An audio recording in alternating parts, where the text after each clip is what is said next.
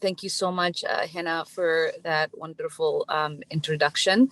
My apologies. I'm in the district and running from one rally to another. It's below zero here, so I'm bundled up. And I know that like my virtual video here is not the best.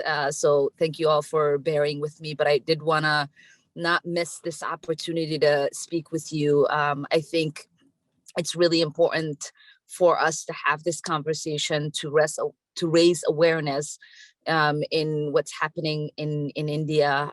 It is really quite alarming to see so many people being threatened and their lives being at risk just because of their faith.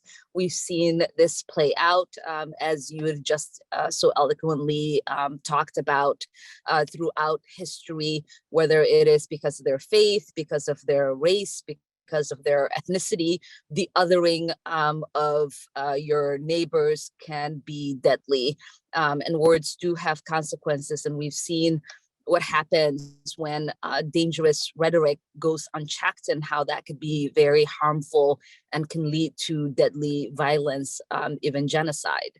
In regards to the young women who are just fighting for their right to get an education in a world where women and young girls don't have adequate access to education already.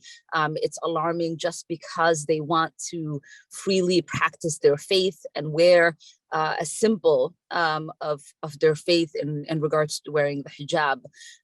I was raised in a country where when I was little, we were banned from wearing the hijab. And I know that there are others around the world where that is compulsory for them. And so allowing young girls and women to freely choose what they do with their bodies and how they decide to show up in the world is something that I fundamentally think it's important. So when we're seeing people standing up for women who do not want to wear the hijab, it's also important that we see women and men around the world standing up for those who do want to wear it. And so I commend my sisters in India who are bravely fighting against the mob, fighting against authorities, fighting against institutions for their religious right to wear the hijab. And I join and congratulate the envoy for religious liberties here in the United States in his strong condemnation of what is happening in India. And I, will continue to push for the government in India to course correct. I introduced the legislation to create an envoy to monitor and combat Islamophobia.